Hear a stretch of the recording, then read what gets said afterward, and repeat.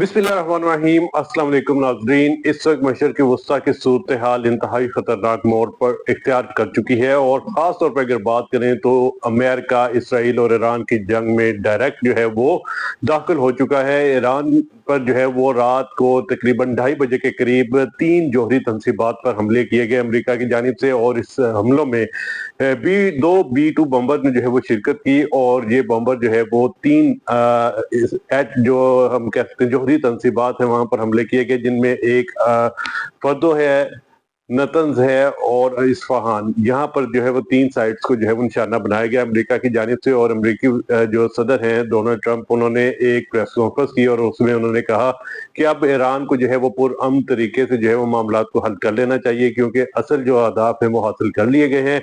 और अगर ईरान अगर अभी भी पुरअमन जो है वो नहीं होता तो उसके बाद इतना बड़ा धमाका किया जाएगा, इतना बड़ा हमला होगा कि पिछले 8 दिनों से ज्यादा नुकसान जो है वो होगा। नाज़रीन, ये मुसलसल धमकी जो है वो दी गई है। और दूसरी तरफ ईरान की जानिब से अभी कोई सीनियर ओहदेदारान का कोई खास जो है वो रद्द-ए-अमल सामने नहीं आया। ये सिर्फ बताया जा रहा है कि जो अमेरिका की तरफ से जो हमले किए गए थे ये 3 एटमी तनसीबात पर, उनकी जो है वो तस्दीक की गई है कि ये तीनों जगहों पर हमले जरूर हुए हैं।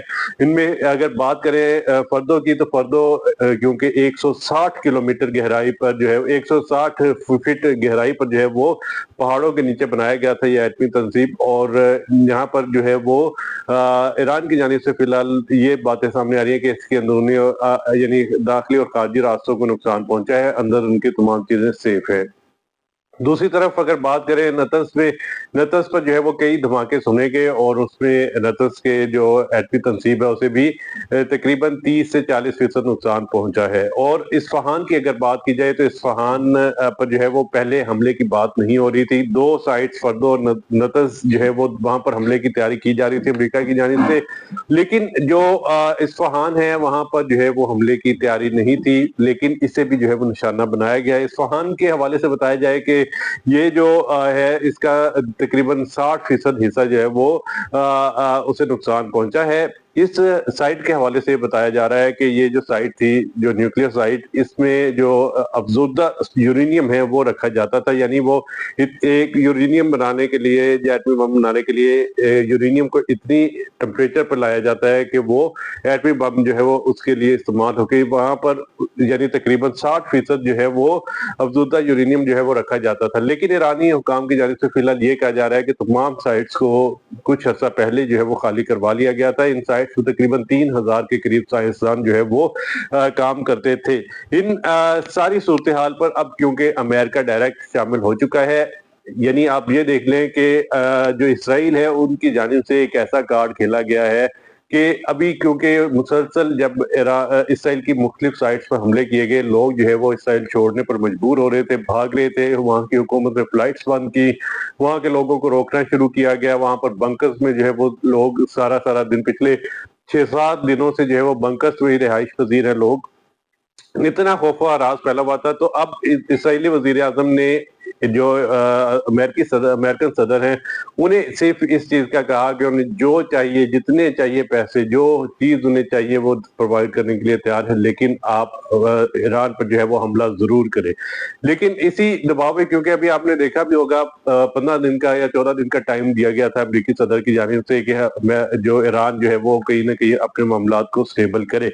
लेकिन अब मामला यकदम ऐसे क्यों हमला किया गया रात के 2:30 बजे, और अपने अल्टीमेटम से पहले ही जो अमेरिकी सदर उन्होंने हमला कर दिया? उसकी बड़ी वजह यही है कि इसराइली जो वजीर आजम है उसके बार बार इसरार पर, उसकी अपीलों पर, उसके रोने धोने पर जो है वो अमेरिका ने हमला किया। अब अमेरिका कूद पड़ा है। तो ईरान की जानिब से अब्बास अराक्ची ने जो अभी उनकी जानिब से स्टेटमेंट जारी की गई है कि ईरान जो है वो अपना पुरअमन जो जौहरी प्रोग्राम है वो जारी रखेगा, किसी भी किस्म के दबाव में नहीं आएगा। जो नुकसान पहुंचा है उसके दूर रात और जो है वो दूर अंदेश जो है वो असरात होंगे, और इन तमाम सूरत हाल से अमेरिका को भी अपना बर्दाश्त होना पड़ेगा।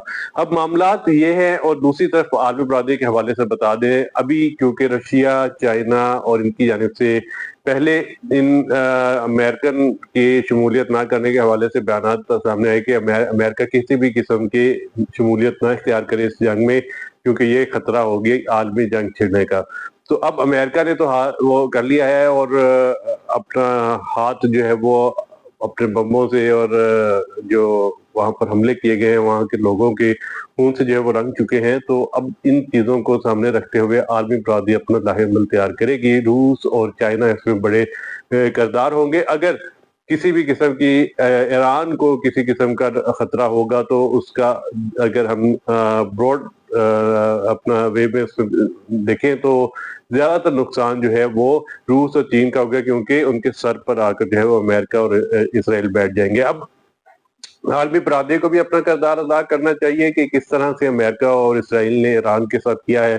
ایران جو ہے وہ انہوں نے ابھی جو میری تازہ اطلاع کے مطابق دوبارہ جو ہے وہ تل ابیب میں جو ہے وہ حملے کیے ہیں۔ اس کے ساتھ ساتھ اسرائیل کی کئی اور سائٹس میں بھی جو ہے وہ نشانہ بنایا گیا ہے، اور جو یہ ہمیں اطلاع ملی ہے کہ جو ایران ہے ان کی جانب سے یہ کہا جا رہا ہے کہ اسرائیل کی جوہری تنصیبات کو نشانہ بنایا جائے گا ایران کی جانب سے، اور خاص طور پر وہاں پر جو ان کا ایٹم بم جہاں پڑے ہیں ان کو بھی لوکیٹ کیا جا رہا ہے تاکہ انہیں بھی جو ہے وہ نشانہ بنایا جائے۔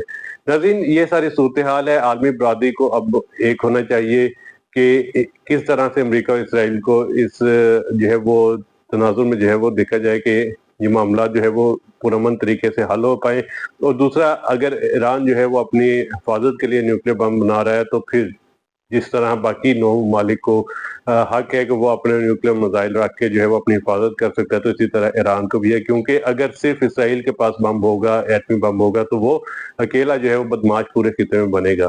تو یہ ابھی صورتحال ہے۔ OIC کی کانفرنس میں بھی جو ہے وہ اس کی مذمت کی گئی تھی، اور اب جو ہے وہ کیونکہ OIC کی کانفرنس کے پاس اب تازہ ترین صورتحال یہ ہوئی ہے کہ امریکہ اس جنگ میں شامل ہو چکا ہے، تو یہ اب اسلامی برادری کو جو ہے وہ دیکھنا چاہیے کہ کس طرح سے جو ہے وہ ہم اس معاملے کو جو ہے وہ سورٹ آؤٹ کر سکتے ہیں اور امریکہ کو اور اسرائیل کو پریشرائز کر سکتے ہیں۔